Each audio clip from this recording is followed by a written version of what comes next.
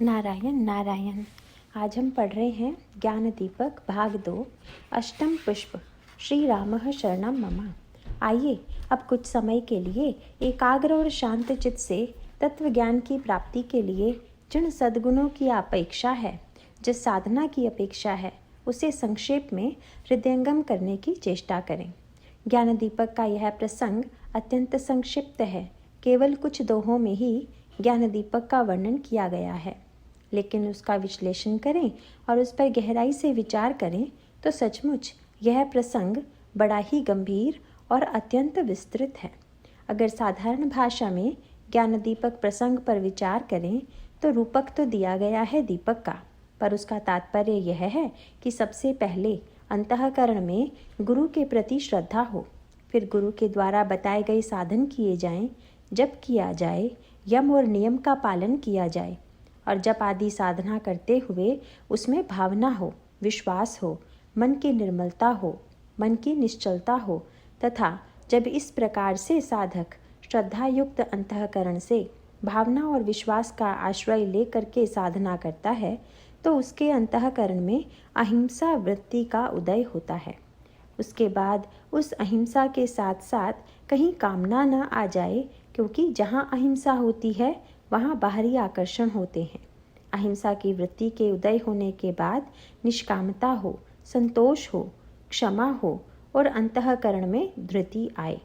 फिर मुदिता वृत्ति के द्वारा विचार की मथानी का प्रयोग करते हुए वह व्यक्ति मंथन करे और उसका परिणाम यह होगा कि उसके अंतःकरण में वैराग्य का उदय होगा। इसके पश्चात उसे योग की अग्नि पर पकाइए, क्योंकि वैराग्य की तुलना नवनीत या मक्खन से की गई है। मक्खन को योग की अग्नि के द्वारा शुभ और अशुभ कर्म को ईंधन बनाकर पकाएंगे तो उससे ज्ञान का धृत तैयार होगा। मक्खन और घी का उपयोग खाने में भी होता है, पर वैराग्य का उपयोग खाने में मत कीजिएगा, क्योंकि वैराग्य रोटी में चुपड़कर खाने की वस्तु नहीं है। हमें तो उसे दीपक जलाना है। जो वैराग्यवान व्यक्ति होता है उसके सामने अनगिनत वस्तुएं आती हैं, लेकिन उसके अंतःकरण में ऐसा शुद्ध वैराग्य हो कि जिसमें न तो अहमता हो, न ममता हो, और उसके पश्चात विज्ञान का शुद्ध घृत बनेगा। और उस शुद्ध विज्ञान के घृत को चित्त के दीपक में रखें और उस दीपक को समता के दीवट पर रखें। कपास में 3 कोण होते हैं, उनमें से जो रुई निकलती है वह 3 अवस्था और 3 गुण हैं। उसी में जो तुरीय अवस्था है उसी की बत्ती बनाएं। इतनी साधना के पश्चात जब जागृत, स्वप्न और सुषुप्ति को पार करके व्यक्ति तुरीय अवस्था में प्रवेश करेगा, तब अंतःकरण में शुद्ध प्रकाश प्रकट होगा और उस तुरीय अवस्था के दिव्य प्रकाश में बैठ कर के जीव को चाहिए कि वह ग्रंथि से अपने को मुक्त करे, माया के बंधन से अपने को मुक्त कर ले। पर यहाँ पर सावधान किया गया है कि जब व्यक्ति तुरीयावस्था में प्रवेश करता है तो अनेक सिद्धियाँ आकर्षण लेकर उसके सामने आती हैं और अधिकांश व्यक्ति उन सिद्धियों में ही उलझ जाते हैं।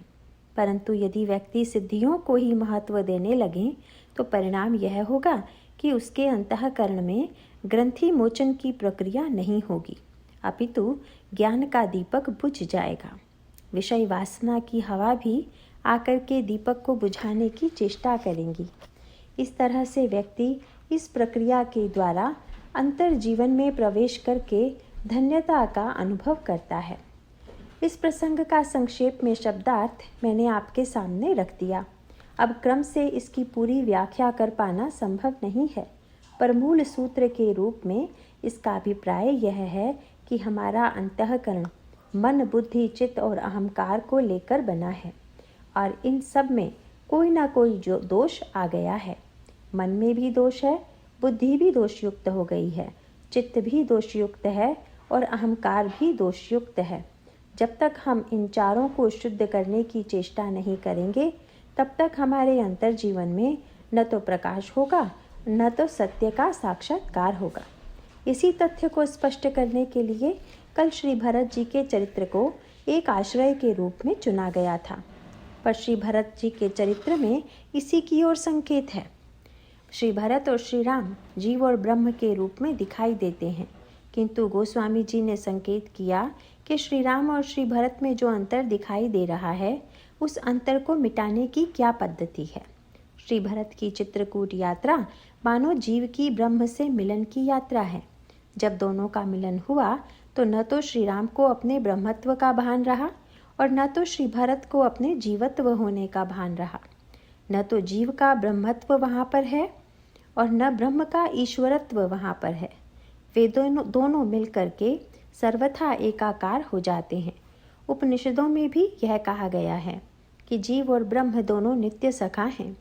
यह कहा गया है कि जैसे एक ही संसार रूपी वृक्ष पर दो पक्षी बैठे हुए हैं, संसार वृक्ष भी वस्तुतः ईश्वर ही है और दोनों पक्षियों की आकृति या शक्ल बिल्कुल एक जैसी है, पर आकृति एक होते हुए भी दोनों में एक सूक्ष्म अंतर है। आप पढ़ेंगे कि जब भगवान राम सिंहासन पर बैठे तो वेद शरीर धारण कर भगवान की स्तुति करने के लिए आए, तो उन्होंने भगवान का वर्णन एक वृक्ष के रूप में किया।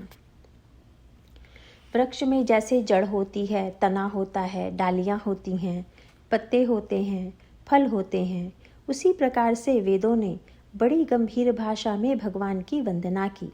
ऐसे प्रसंगों को लोग पढ़ तो जाते हैं, परंतु अधिकांश लोग उसके अर्थ की गंभीरता पर ध्यान देने में तो घबराते हैं।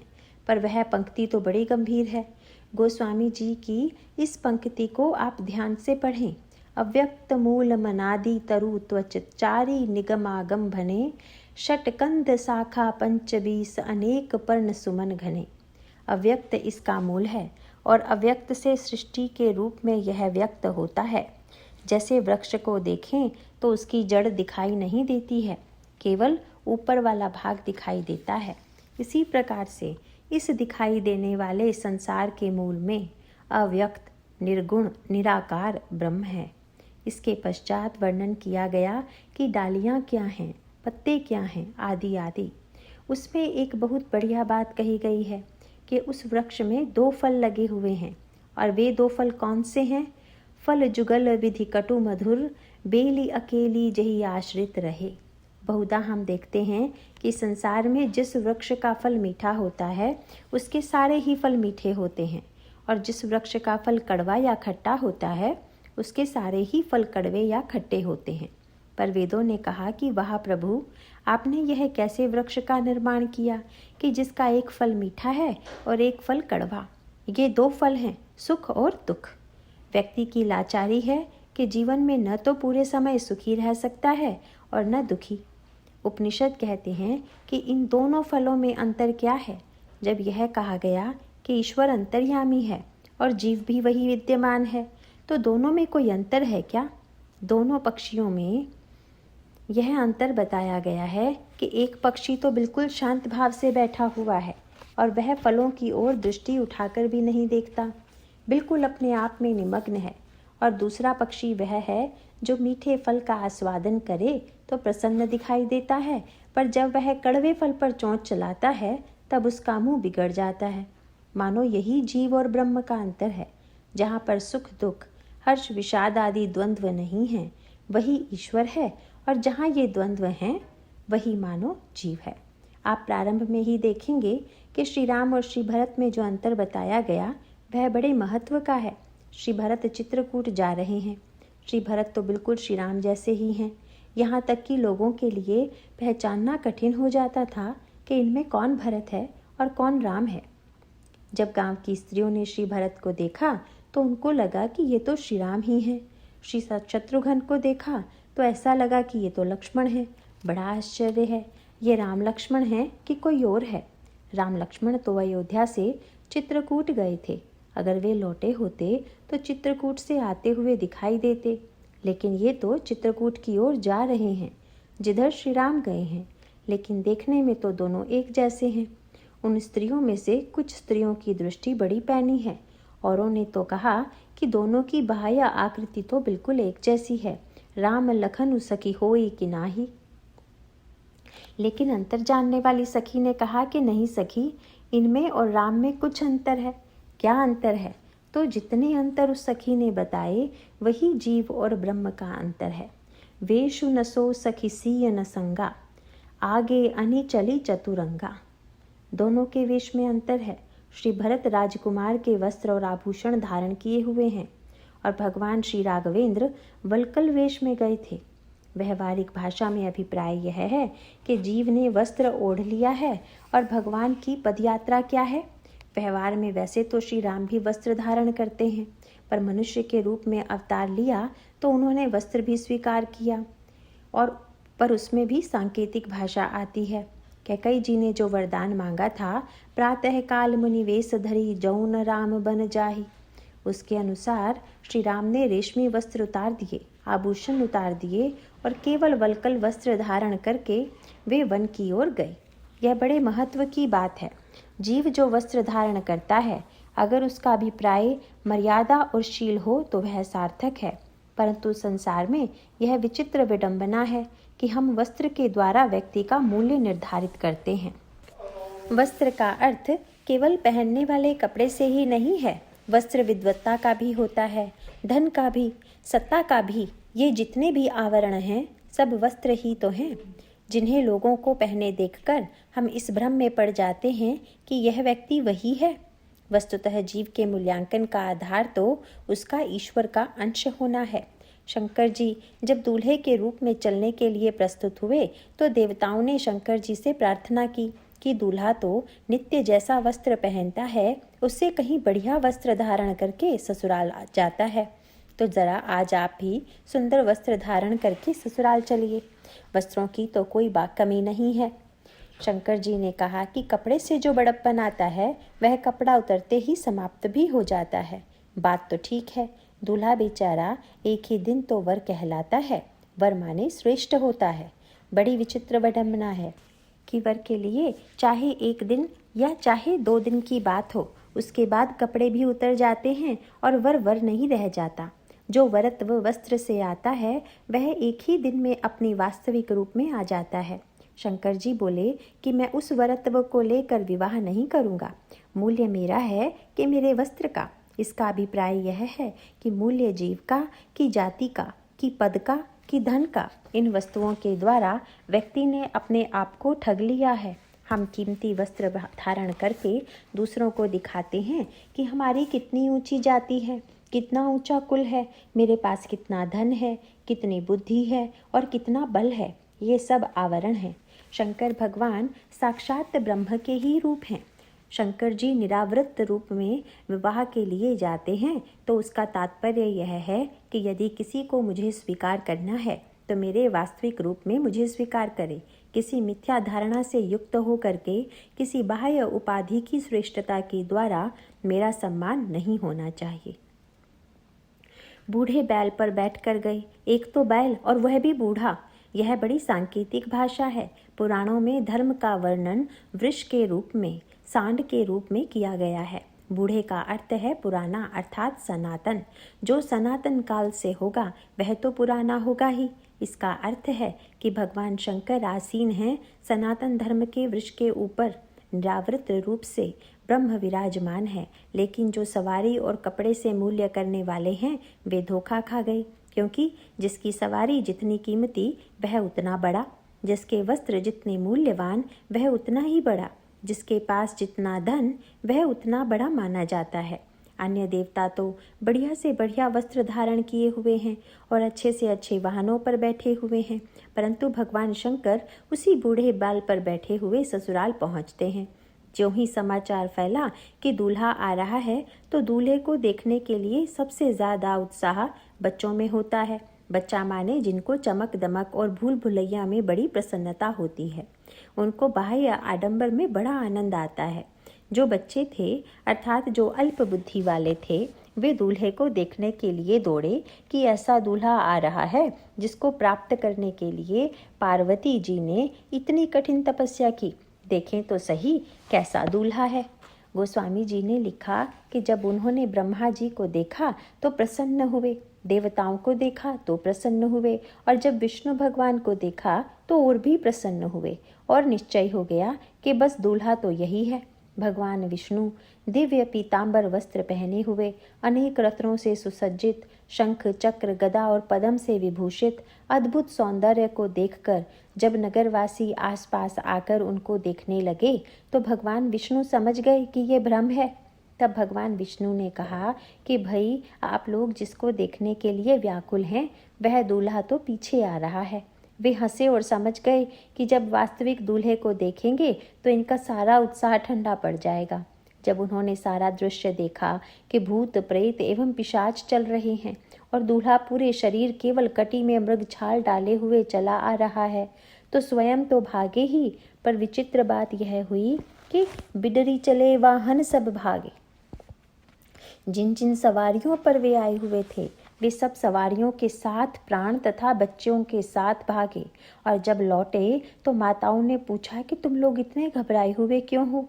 क्या दूल्हे को देख आए हो? तो उन्होंने कह दिया कि यह बारात है या यमराज की सेना। यह नहीं कहा कि वर और बाराती बहुत अच्छे हैं। इसका रहस्य क्या है?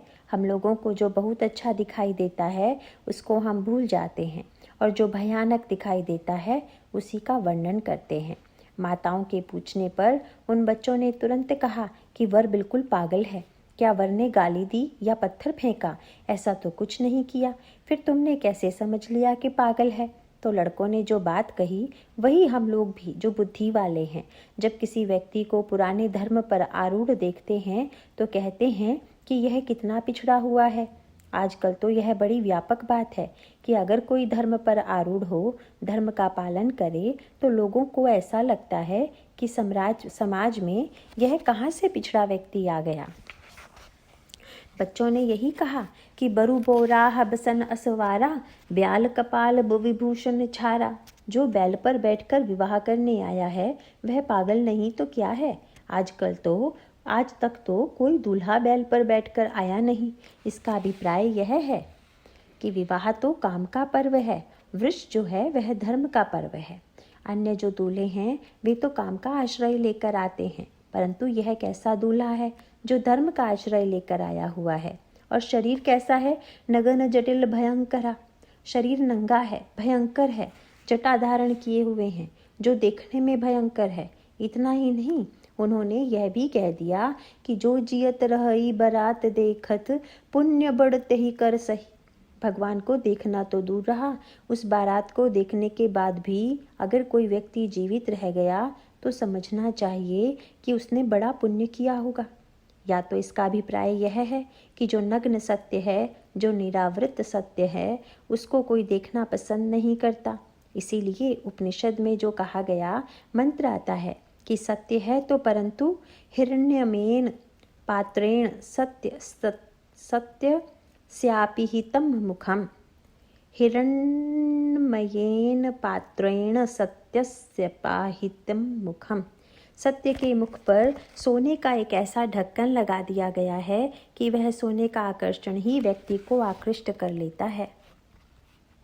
उस ढक्कन को उठा करके कोई नहीं देखना चाहता कि उस ढक्कन के नीचे क्या है। कोई संदूकची इतनी सुंदर हो कि उसके ढक्कन को देखने में ही आप तल्लीन हो जाएं कि वह कितनी सुंदर है। बुद्धिमान व्यक्ति तो वह है कि जो सोचे कि ऊपर से तो संदूक इतनी सुंदर है, पर जरा संदूक देखें कि इतनी सुंदर संदूक में भीतर क्या है। सत्य मानो स्वर्ण के आवरण से ढका हुआ है और व्यक्ति उसी स्वर्ण के आवरण को देख रहा है, वस्त्र को देख रहा है, आभूषण को देख रहा है, वाहन को देख रहा है, परंतु जो शिव हैं, जो साक्षात ईश्वर हैं, उनको नहीं देखता। जीव से परिचय पूछा जाए कि तुम कौन हो, और वह कहे कि मैं इस जाति का हूँ, मैं इस कुल का हूँ, तो क्या यह परिचय उसके बड़प्पन का परिचय है? जीव को तो अपना यह परिचय देना चाहिए कि मैं साक्षात ईश्वर का अंश हूँ। जब कोई व्यक्ति किसी बड़े आदमी का नाम लेकर कहता है कि मैं उनका पुत्र हूँ, तो यह विशिष्टता होती है। वैसे ही साक्षात ईश्वर का अंश या पुत्र कह लीजिए जो जीव है, वह यदि अपना परिचय दे तो इससे बड़ी विडंबना और क्या होगी। भगवान श्री राम को लोगों ने वस्त्र पहनाया तो उन्होंने पहन लिया। जब माता वस्त्र पहनाने लगी तो उन्होंने कौशल्या अम्बा से धीरे से कहा कि माँ, मुझे बहुत गर्मी लगती है, मोटा कपड़ा मत पहनाना। यदि मुझे बिना वस्त्र पहनाए तुमको संतोष नहीं होता तो ऐसा कपड़ा पहनाओ जो बिल्कुल जीना हो। इसका रामायण में संकेत है काकभुशुंडी जी ने कहा कि श्री राम के शरीर पर पीले रंग का जीना वस्त्र है। पीत जीनी झगुली तन सोही, जीनी झगुली जीना कुर्ता है, क्योंकि भगवान ने सोचा कि मोटा कुर्ता होगा तो लोगों को कुर्ता ही दिखाई देगा, मेरा तन दिखाई देना बंद हो जाएगा। जीना कुर्ता होगा तो कम से कम मैं भी झांक रहा हूँ, ऐसा लोगों को दिखाई देता रहेगा। एक माँ ने कहा कि वस्त्र पहन लो तो पहन लिया, और दूसरी माता कैकई ने कहा कि वस्त्र उतार दो तो उतार दिया। इसीलिए प्रभु कैकई जी के बड़े पत्र पक्षपाती हैं। बोले कि अन्य माताएं भी मुझसे प्यार करती हैं, पर कैकई अम्बा ने तो सचमुच मेरा जो वास्तविक रूप है उसको अपने वरदानों के द्वारा प्रकट कर दिया। भले ही कैकई अम्बा की यह भावना रही हो, परंतु जब उन्होंने यह कहा कि उतारो इन आभूषणों को, इन सारे हीरे मोती और सोने के गहनों को तथा बेशकीमती वस्त्रों को उतारो, तब भगवान राम को लगा कि मेरी वन यात्रा का उद्देश्य कितना सार्थक है। माँ मेरे वास्तविक स्वरूप का दर्शन लोगों को कराना चाहती है।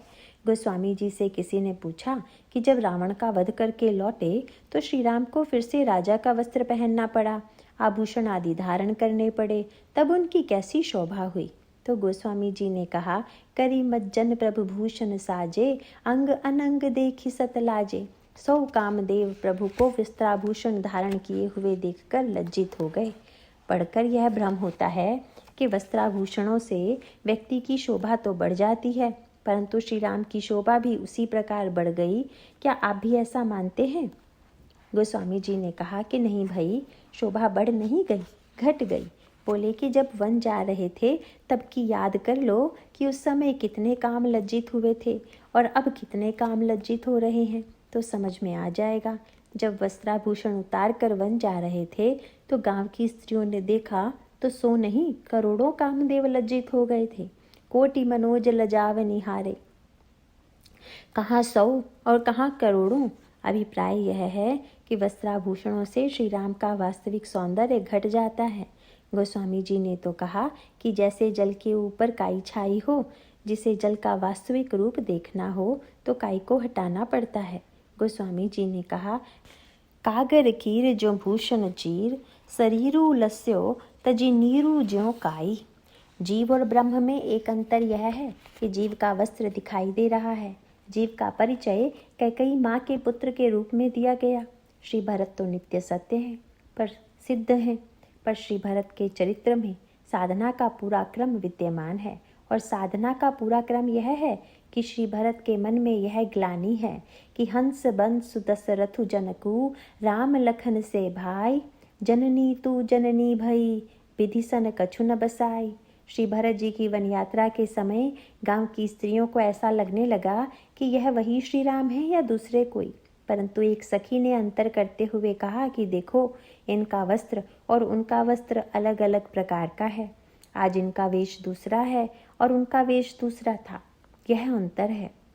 तो दूसरी सखी ने कहा कि यह तो कोई बात नहीं हुई, क्योंकि कपड़े तो बदलते रहते हैं, हो सकता है वे ही कपड़े बदल कर आ गए हों।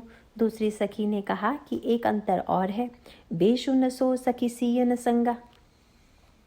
उनके साथ सीता जी थी, इनके साथ सीता जी नहीं हैं। जीव और ईश्वर का दूसरा अंतर यही है, सीता जी हैं शक्ति। जीव और ईश्वर का अंतर यही है कि जीव शक्ति विहीन दिखाई दे रहा है और ईश्वर शक्ति संयुक्त है। उसने कहा कि यह भी कोई बात नहीं, क्योंकि हो सकता है सीता जी को कहीं छोड़कर कहीं बैठाकर चले आए हों। उसने कहा कि इतना अंतर और है कि आगे अनि चली चतुरंगा, इनके आगे चतुरंगिणी सेना चल रही है और श्री राम के आगे कोई नहीं था। बहुत बढ़िया सूत्र तुलसीदास जी ने दिया। आगे भगवान राम, पीछे लक्ष्मण और बीच में सीता जी विद्यमान हैं। पूछा कि कैसा लगता है? उन्होंने कहा कि ब्रह्म जीव बिच माया जैसे। ब्रह्म जीव और माया की बहुत बढ़िया व्याख्या कर दी गई।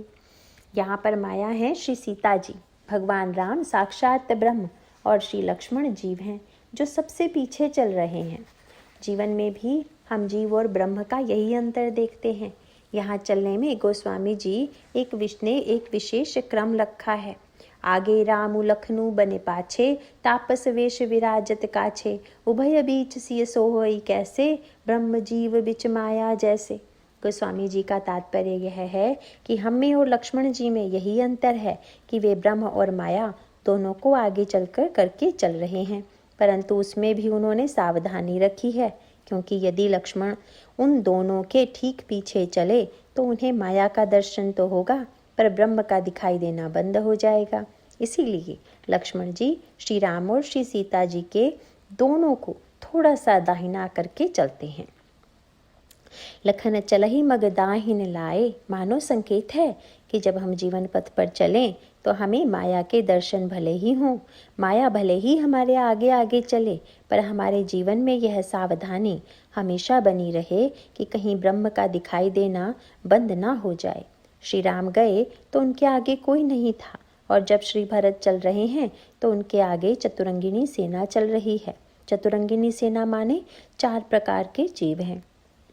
चारिखानि जग जीव अपारा की ओर संकेत है। सखी ने दोनों के अंतर को बताते हुए कहा कि कभी किसी परिस्थिति में आगे पीछे का क्रम भी बदल सकता है, पर सबसे बड़ा अंतर यह है कि देखने में तो दोनों की आकृति एक जैसी है, पर दोनों में एक बहुत बड़ा अंतर है जिसका कोई काट नहीं है। नहीं प्रसन्न मुख मानस खेदा, सखी संदेह होई एहि भेदा। श्री राम और श्री भरत का अंतर मुख्य रूप से यही है, क्योंकि जब श्री राम के राज्याभिषेक की घोषणा की गई तब भी श्री राम के मुखमंडल पर किसी विशेष हर्ष का दर्शन नहीं हुआ, और जब राजे के स्थान पर वन दे दिया गया तो भी उनके हृदय में न तो कोई विषाद हुआ न मुख पर उदासीनता आई। प्रसन्नताम या न गताभिषेकस्तथा न ममले वनवास दुखतः, मुखाम्बुज श्री रघुनंदनस्य में सदास्तु सा मंजुल मंगल प्रदा। जीव के अंतःकरण में द्वंद्व विद्यमान है, हर्ष विषाद विद्यमान है, पर ब्रह्म द्वंद्व मुक्त है। श्री भरत श्री राम से मिलने जा रहे हैं। ज्ञान दीपक से उजाला कब होगा? योग की दृष्टि में समाधि की स्थिति में होगा। ज्ञान दीपक में किन किन साधनों का वर्णन किया गया है? जैसे अयोध्यावासी भी तो श्री राम के साथ साथ चित्रकूट जा रहे थे, परंतु वे दूर तक नहीं पहुंच पाए, क्योंकि उनके पास साधना की वह संपत्ति नहीं थी कि जिसके द्वारा श्री राम से मिलन होता है। और चित्रकूट में श्री राम से साक्षात्कार भी कब होगा?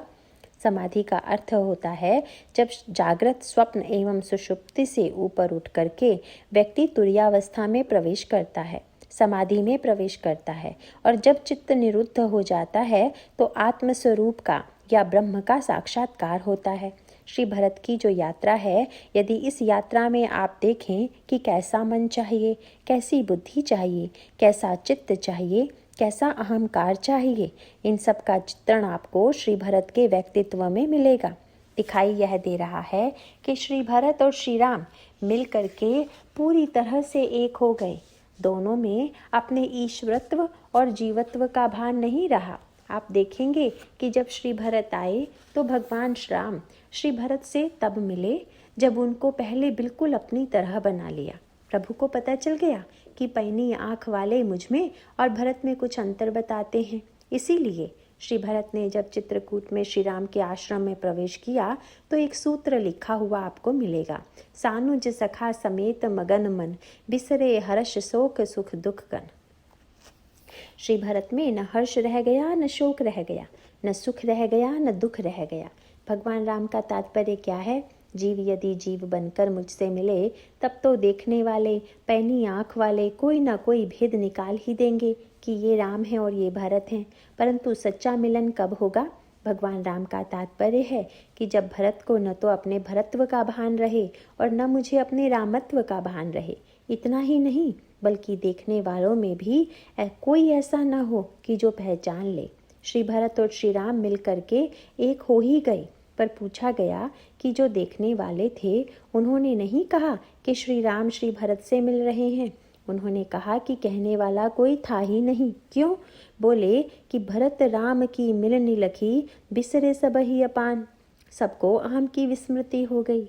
ऐसी विस्मृति होती है कि जिसमें जीव और ब्रह्म का, भक्त और भगवान का, श्री राम और भरत का मिलन होता है। अब किस अंतःकरण के द्वारा ऐसा दिव्य मिलन होता है? यदि हम इसको जानना चाहें तो श्री भरत के चरित्र के आश्रय के सहारे से आप प्रत्येक सूत्र को पा सकते हैं। ज्ञान दीपक प्रसंग में लिखा हुआ है कि जब कोई व्यक्ति दीपक जलाने लगता है तो रिद्धि सिद्धियां आकर के बुद्धि को लोभ दिखाती हैं। बुद्धि ही लोभ दिखा वही आई। इतना सब अनर्थ अयोध्या में क्यों हुआ? सारा अनर्थ इसीलिए हुआ कि कैकई जी के अंतःकरण में मंथरा लोभ की सृष्टि करने में सफल हो गई। आध्यात्मिक अर्थों में कैकई जी क्रिया शक्ति हैं। क्रिया जब लोभ से आक्रांत होती है तो एक बड़ी समस्या आती है। लोभ को अगर व्यक्ति लाचारी समझे तब तो ठीक है, पर यदि व्यक्ति बुद्धि के द्वारा लोभ का और भी समर्थन करने लगे तब तो वह लोभ की वृत्ति मनुष्य को पूरी तरह से ग्रस लेती है। महाराज श्री दशरथ ने राम राज्य बनाना चाहा, परंतु इसी समय कैकई जी की बुद्धि लोभ से ग्रस्त हो गई। अब आइए श्री भरत के चरित्र में देखें, इनका मन कैसा है, इनकी बुद्धि कैसी है, इनका चित्त और अहंकार कैसा है। पहला संकेत है कि कैकई जी के भवन में श्री दशरथ जी आए, और जब श्री भरत ननिहाल से आए तो पहले कैकई जी के भवन में ही आए, परंतु दोनों में अंतर है। श्री दशरथ जी जब कैकई जी के भवन में गए तो ज्ञान का दीपक बुझ गया। राम राज्य होते होते रुक गया। महाराज श्री दशरथ में कमी थी। उधर कैकई जी लोभ लेकर कोप भवन में बैठी थी, क्योंकि संसार में 3 प्रकार के प्रबल खल हैं जिन्हें आंतरिक रूप से विकार बताया गया है, और वे हैं काम, क्रोध और लोभ। कैकई जी लोभ लेकर पहले से ही कोप भवन में बैठी थी। वहाँ एक काम ही बाकी रह गया था। महाराज श्री दशरथ जब जाने लगे तो विचित्र दृश्य है कि जा भी रहे हैं और पैर भी कांप रहा है। यह बहुत बड़ा व्यंग है कि जब पैर कांप रहा है तो मानो पैर यह कह रहा है कि इधर मत चलिए, यह जानते हुए कि पैर के रूप में क्रिया का प्रतीक अंग उस दिशा में जाने का विरोध कर रहा है, पर फिर भी चले जा रहे हैं। यह केवल दशरथ जी की ही बात नहीं है, हम सब की है। रामायण में जो चित्र हैं वह हम सब लोगों का ही चित्र है। राम राज्य कब बनेगा आप जानते हैं, जब न दशरथ रहेंगे न दशमुख रहेगा। यह बड़ा विचित्र दर्शन है।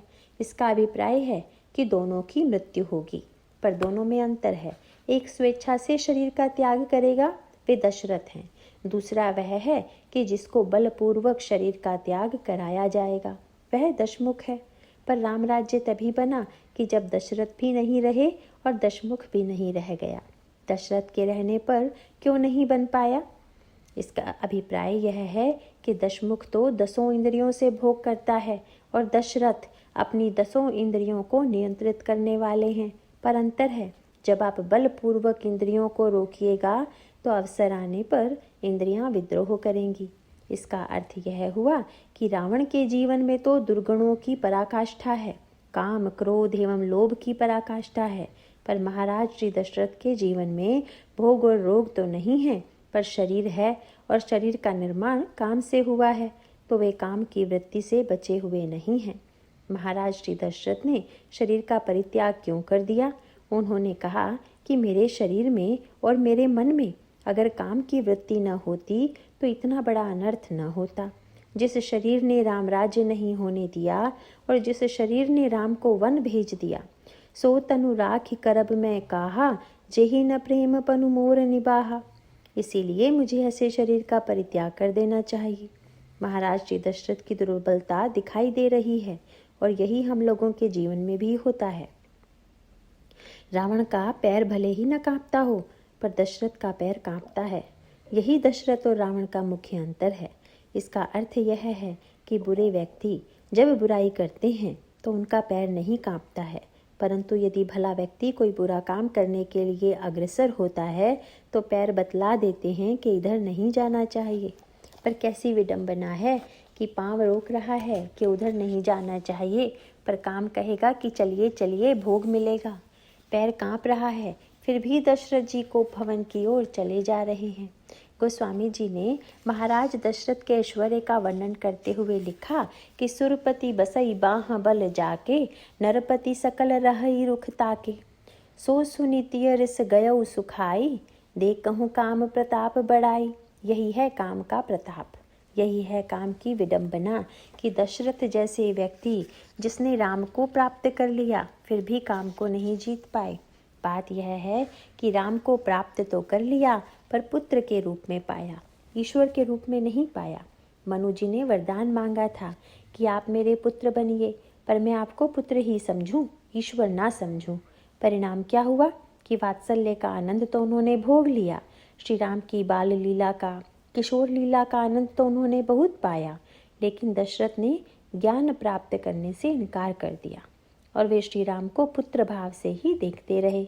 इतना ही नहीं, जब श्री राम ने रावण का वध कर दिया और तब उन्होंने श्री राम को बधाई देने के लिए पृथ्वी पर आने की इच्छा जताई और आ भी गए, तब भगवान राम समझ गए कि पिताजी को अब मुझे वह तत्व ज्ञान देना पड़ेगा जिसके अभाव में राग और प्रेम जनित रोगों से व्यक्ति ऊपर नहीं उठ पाता है। रघुपति प्रथम प्रेम अनुमाना, चितई पितई दीन है दृढ़ ज्ञान। बोले कि पिताजी, आपने प्रेम का रस तो बहुत पी लिया, अब ज्ञान की दवाई भी तो स्वीकार कर लीजिए। अभिप्राय यह है कि अगर उनको श्री राम के ईश्वरत्व का पूरी तरह से भान बना रहता तो काम उनके जीवन से दूर हो जाता, पर उन्होंने शरीर से वात्सल्य का आनंद तो लिया, पर काम वृत्ति को नहीं जीत पाए और कोप भवन में चले गए और वहां जाकर कैकेयी जी के प्रभाव में आ गए, जिसके पास क्रोध और लोभ था। इस प्रकार अंतःपुर में काम, क्रोध और लोभ तीनों एकत्र हो गए। वे बनाना तो चाहते हैं राम राज्य, पर काम, क्रोध और लोभ इन तीनों को एकत्र कर लिया। ऐसा व्यक्ति इच्छा रहते हुए भी राम राज्य की स्थापना करने में सक्षम नहीं होगा। श्री भरत ने यह गलती नहीं की। जब वे ननिहाल से लौट कर आए और उन्होंने सारा अनर्थ देखा कि कैकेयी जी ने वरदान मांग लिया, तो बड़े निराश हुए। तब पहला काम उन्होंने यही किया कि कैकेयी जी का घर छोड़ दिया। श्री भरत में इतना विवेक है कि जो कैकेयी राम को दूर करती है, उस कैकेयी के भवन में वे नहीं रहना चाहते। इसका अभिप्राय यह है कि जो क्रिया ईश्वर को जीवन से दूर कर दे, उस क्रिया को स्वीकार नहीं करना चाहिए। लेकिन कैकेयी कोप भवन में बैठी है और श्री भरत के लिए राज्य का प्रलोभन, लोभ का आकर्षण लिए विद्यमान है। जब श्री भरत ननिहाल से आए तो लोगों ने सोचा कि देखें, ये पहले कौशल्या जी के महल में जाते हैं कि सुमित्रा जी के, लेकिन वे तो सीधे कैकेयी जी के महल में पहुंचे। देखकर लोगों ने तो सिर पीट लिया कि जिस महल में जाकर महाराज श्री दशरथ जी की यह दशा हुई, न जाने भरत की और क्या दशा होगी। जब कैकेयी जी ने सुना कि भरत आए हैं तो उसने सोने के थाल में दीपक जलाया। सारी अयोध्या में तो शोक छाया हुआ है और इधर कैकेयी श्री भरत की आरती उतारने के लिए चली आ रही है। वह स्वर्ण ही लोभ का प्रतीक है। स्वर्ण थाल में दीपक जलाकर कैकेयी भरत के समक्ष आती है। भरत देखते हैं, पर भरत की दृष्टि में अंतर है। श्री भरत का पतन क्यों नहीं होता? भरत लोभ से ग्रस्त क्यों नहीं हुए? अयोध्या के राज्य का लोभ तो बहुत बड़ा था, उससे भी श्री भरत प्रभावित क्यों नहीं हुए? इसका एकमात्र कारण यही है कि श्री भरत अगर यह समझकर वहां आए होते कि कैकेयी जी मेरी माँ हैं और सबसे पहले मैं अपनी माँ के पास चलूं, तब तो यह अनर्थ ही हो जाता। श्री भरत आए तो सोचने लगे कि सबसे पहले प्रभु का दर्शन कहाँ होगा। श्री भरत को यह पता था कि श्री राम कौशल्या जी या सुमित्रा जी के भवन में नहीं रहते थे, कैकेयी जी के भवन में रहते थे। भरत ने सोचा कि पहले उसी भवन में चलें जहाँ प्रभु का दर्शन हो। भरत माँ को अपनी माँ समझकर नहीं जा रहे हैं, वहाँ ईश्वर मिलेगा यह समझकर जा रहे हैं। इसीलिए जब वहाँ श्री राम नहीं दिखाई पड़े तो श्री भरत इधर उधर देखने लगे। कैकेयी जी ने पूछा कि तुम आए हो मेरे पास, फिर इधर उधर क्या देख रहे हो? श्री भरत ने कहा कि मैं जिनको देखने के लिए आया था उन्हीं को ढूंढ रहा हूँ। पूछ दिया कि कहूँ कह तात कहाँ सब माता, कहाँ सिय राम लखन प्रिय भ्राता। कैकेयी ने कहा कि ये सब नहीं है, पर मैं तो हूँ, तुम मुझे देखो, तुम जानते हो कि मैंने तुम्हारे लिए कितना महान कार्य किया है। तात बात में सकल संवारी, भई मंथरा सहाय बिचारी। मंथरा के साथ बिचारी शब्द लगा दिया। यदि मंथरा बिचारी है तो फिर अनर्थकारी कौन है? सारे अनर्थों की जड़ है मंथरा। उसके प्रति कितनी सहानुभूति है। कैकेयी जी ने कहा कि भरत अयोध्या के स्वर्ण सिंहासन पर बैठो, अयोध्या का राज्य करो। कितना बड़ा प्रलोभन है। लेकिन श्री भरत बुद्धिमान थे, प्रलोभन में नहीं आए। गोस्वामी जी कहते हैं, होई बुद्धि जौ परम सयानी, तिन तन चितवन अनहित जानी। बुद्धि की परीक्षा यह है कि इतने बड़े प्रलोभन के सामने आने पर भी यदि बुद्धि सयानी होगी तो उसकी ओर आंख उठाकर भी नहीं देखेगी। श्री कैकेयी जी को सचमुच भरत ने कठोर शब्दों में फटकारा। कैकेयी जी की भर्त्सना की और स्वयं कैकेयी जी के अंतःकरण में ज्ञान उत्पन्न कर दिया। श्री भरत ने अपने व्यवहार के द्वारा कैकेयी जी के अंतःकरण में भी वैराग्य उत्पन्न कर दिया कि कैकेयी जी को पहली बार जीवन में यह लगने लगा कि हाय हाय, मैं कितनी बड़ी भूल कर बैठी कि जिस पुत्र के लिए मैंने इतना अनर्थ किया वह मुझे पापिनी कहकर पुकार रहा है। देखो राम का स्वभाव कितना अच्छा है। भरत समझ गए कि कैकेयी जी को श्री राम की याद आ रही है, अतः प्रसन्न हो गए। भरत तो यह चाहते ही नहीं कि कैकेयी को मेरी याद आए, उन्हें तो श्री राम की याद आए, इसी में उनका कल्याण है। भरत ने इतना बड़ा प्रलोभन छोड़ दिया तो क्या वे बहुत बड़े त्यागी हैं?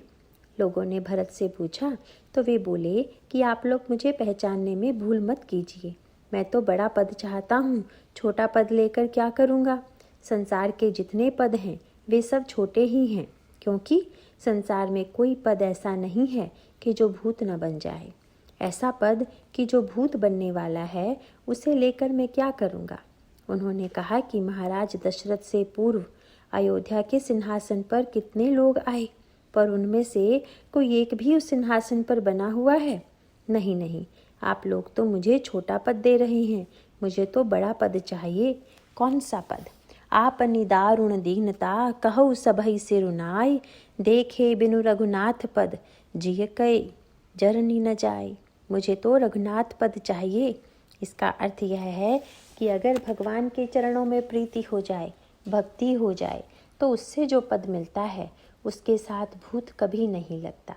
आपने भूतपूर्व मंत्री या भूतपूर्व एमएलए तो बहुत पढ़ा होगा, परंतु आपने यह कभी नहीं पढ़ा होगा कि ये भूतपूर्व भक्तराज हैं। श्री भरत ने कहा कि मुझे तो जो शाश्वत पद है, ब्रह्म पद है, वह चाहिए। मेरी आकांक्षा तो राम पद पाने की है जो शाश्वत है। श्री हनुमान जी से प्रभु ने विनोद किया कि हनुमान, तुमने मेरी बड़ी सेवा की, पर जब बाली की मृत्यु हुई तो किष्किंधा का पद तुम्हें मिलना चाहिए था, वह तो तुमने सुग्रीव को दिला दिया। लंका में रावण मारा गया तो तुम्हारी सेवाओं के बदले में तुमको लंका का पद मिलना चाहिए था, पर वह तुमने विभीषण को दिला दिया। तुम तो इतने बड़े त्यागी हो कि दोनों पदों का त्याग कर दिया। हनुमान जी ने कहा कि बड़ा अच्छा हुआ कि आपने उन दोनों को वह पद दे दिया। मुझे तो आप कृपा कर यही पद दे दीजिए जो यहाँ पर है। उन लोगों को तो एक ही पद मिला, पर मुझे तो आपके दोनों पद मिलेंगे। इसीलिए मुझसे बढ़कर भाग्यशाली कौन है? और इसका अभिप्राय यह है कि प्रलोभन उसको आकृष्ट नहीं कर पाता है जो यह मानता है कि ईश्वर बड़ी वस्तु है, ब्रह्म भी कोई बड़ी वस्तु है, जिसे पाने के लिए लोग बेचैन हैं और वे यह समझ रहे हैं कि हम इस पद को पाकर बड़े हो जाएंगे। वह पद बड़ा नहीं है। ईश्वर का अंश जीव है। ईश्वर का पुत्र या अंश होने से बड़ा पद और कौन सा होगा कि जिसे पाने के लिए व्यक्ति इतना व्यग्र हो रहा है। अभिप्राय यह है कि श्री भरत के समक्ष वही प्रलोभन आता है। उसी प्रकार संयोग से वहाँ आ गई मंथरा। तब तो शत्रुघ्न जी ने ऐसा पुरस्कार मंथरा को दिया कि कहना ही क्या। वह तो बहुत बन ठन के बड़ा बनाव श्रृंगार करके आई थी कि मैंने भरत जी के लिए इतना कुछ किया है तो न जाने मुझे कितना बड़ा पुरस्कार मिलेगा। शत्रुघ्न जी ने कहा कि तुमको और कोई पद तो नहीं मिला, लेकिन मैं अपने पद से प्रहार करके तुमको ऐसा पुरस्कार दूंगा कि तुम उसे याद रखो और भविष्य में फिर कभी इस प्रकार का अनर्थ न करो। गोस्वामी जी ने कहा कि हुम गिलात करी कुबर मारा, परिमुह भर मही करत पुकारा। शत्रुघ्न जी ने अपने पद का प्रयोग किया, उसके कुबड़ पर प्रहार कर दिया। कुबर टूटे फूट कपारू, दलित दसन मुख रुधिर प्रचारू। संकेत यह है कि वस्तुतः श्री राम और भरत और श्री राम के मिलन का अर्थ यह है कि सांसारिक वस्तुओं को प्राप्त करने में ही अगर भरत अपना बड़प्पन मानते, संसार की सुंदरता को ही सुंदरता मानते, तो ऐसी स्थिति में वैसा व्यवहार नहीं करते जैसा कि उन्होंने किया। इस यात्रा में अनगिनत प्रलोभन आए, विघ्न आए, बाधाएं आई, परंतु समस्त विघ्न बाधाओं को पार करके श्री भरत और श्री राम का मिलन होता है। इसका अभिप्राय यह है कि वास्तव में मन, बुद्धि, चित्त एवं अहंकार को ऐसा होना चाहिए। संकेत के रूप में इतना कह दें कि जो कथा के प्रारंभ में मैंने कही थी, घृत प्राप्त करने के बाद उसको रोटी में मत चुपड़ लीजिएगा। इसका अभिप्राय है कि सारा वैराग्य प्राप्त करने के बाद भी यदि लोगों का सम्मान ही पाना है तो वह रोटी में चुपड़ने के समान है। वैराग्य पाकर उससे रोटी चुपड़ कर खाने वाले भी बहुत हैं। बड़े त्यागी विरागी बन गए और अंत में चाहने लगे कि संसार वाले त्यागी विरागी मानकर मेरी पूजा करें। नहीं नहीं, जिसको ब्रह्म साक्षात्कार की, ब्रह्म पद की इच्छा है, वह कैसे इसे प्राप्त कर सकता है, इसकी चर्चा अगले प्रसंग में की जाएगी। नारायण नारायण।